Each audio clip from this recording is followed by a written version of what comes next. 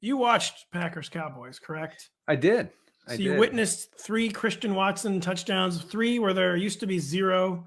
The young man entered the game with only 10 catches. I read your blurb. I saw that he also had 2 drops and he badly misjudged another ball. So we kind of got like the full Christian Watson experience. But the point is we got the full Christian Watson experience, not just the mistakes. We got the big plays. So Christian Watson, I think, was under 10% roster on Yahoo. Safe to say he's probably a must-add, correct?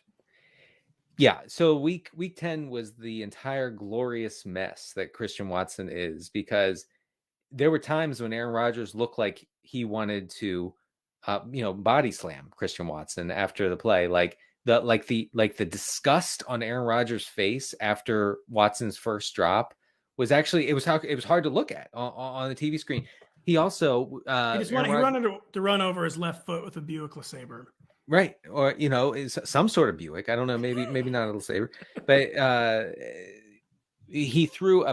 Rodgers threw a perfect ball right to the goal line where Watson just stopped running. And I think that either he didn't see the ball or he didn't think that the play was coming to him. So he slowed up, which is just a brutal mistake for a rookie, especially a rookie working with a very, I'll say, moody guy in Aaron Rodgers. A moody guy who depends on really good timing. Yeah, that's right. And so please, someone's got to tell Christian Watson, you have to keep running. Like, I don't never cut off that route. Please keep running. Aaron will never throw to you again if you stop running again. So really, he could have had 4 touchdowns, is what I'm saying. He can do things that the rest of the receivers for Green Bay cannot do. And I know this sounds funny, and it is a little bit, but dropping long passes is a skill. And by that, I mean, not everybody can get wide open downfield like Christian Watson does on the regular, right? Like, we've seen this throughout his rookie season. As bad as it's been, that's the one thing that he's been able to do is bust open down the field. Marquez Valdes-Scantling was able to do that in this offense. They don't have anybody else who can do that, who can even approach that. Sammy Watkins-Lazard, that's a joke to think that they could do something like that.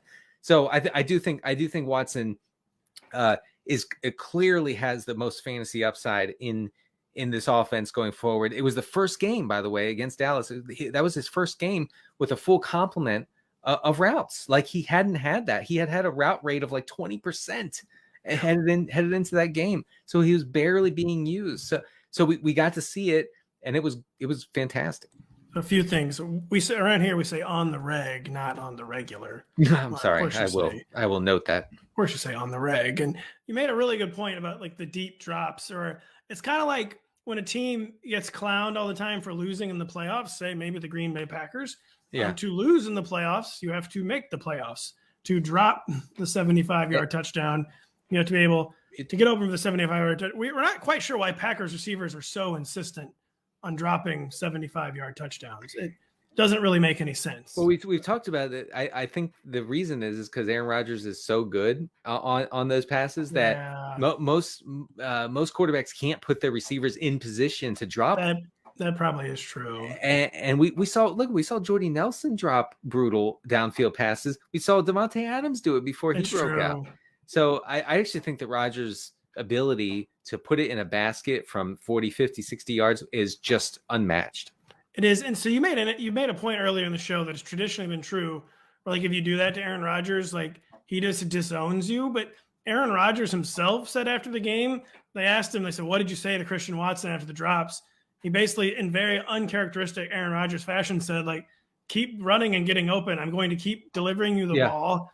And I'm not kidding. This is probably just total like narrative fitting for me. But I really thought I noticed in the second half of that Bills game in week 8, like Aaron Rodgers just finally came to terms, like, with this is who his supporting cast is. And he was just going to start cutting it loose again. And if they made mistakes, so be it. But I thought in the second half of that game, he was really going down the field more again. He did it in week 9 against the Lions and just couldn't quite hook up with Samori Toure. There was a few like fingertip type stops.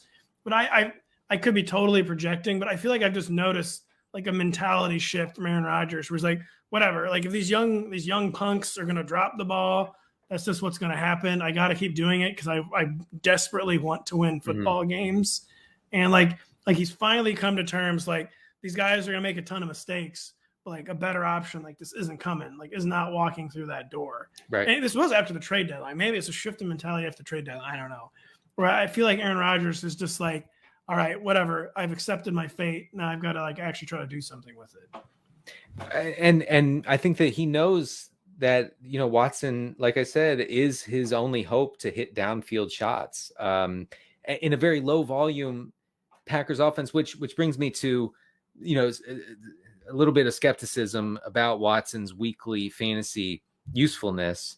He's going to have big games. Okay. Like his profile, the fact that he's getting a lot of downfield looks, 4 of his 8 targets against the Cowboys came over 20 yards downfield. Okay. So that's a very volatile profile. Okay. We know this from experience. If you play fantasy for any amount of time, that's the kind of profile where you could come away with 2 catches for 20 yards or 4 catches for 130 yards and things look great.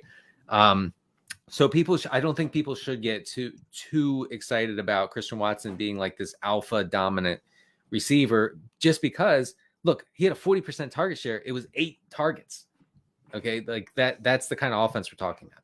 But we will say they play the Tennessee Titans on Thursday Night Football, who just bleed passing production. Yeah, they do. Totally bleed it. Then it's Darius Slay's Eagles in week 12. Then it's the Chicago Bears in week 13. Then the Packers finally have their bye in week 14. So we're going to find out a lot basically about Christian Watson over these next 3 games, where I think if he spikes one of those Titans or Bears games, I think we can officially like consider Christian Watson a wide receiver 3. Again, like you said, a very volatile one where 0.0 is in the range of outcomes. But like if he just spikes one of those 3 games, I'll be feeling pretty good about Christian Watson for the fantasy playoffs. Hey, it's Matthew Berry from NBC Sports and Rotoworld.com. Just want to thank you so much for watching what you just watched, or at least being too lazy to click out of it after the autoplay just kept it going. So either way, thank you so much for just letting it scroll by your screen. And now I'd like to ask you respectfully, okay, respectfully, please subscribe to the NFL on NBC YouTube channel for the latest NFL news, fantasy headlines from Rotoworld, and betting analysis from NBC Sports Edge.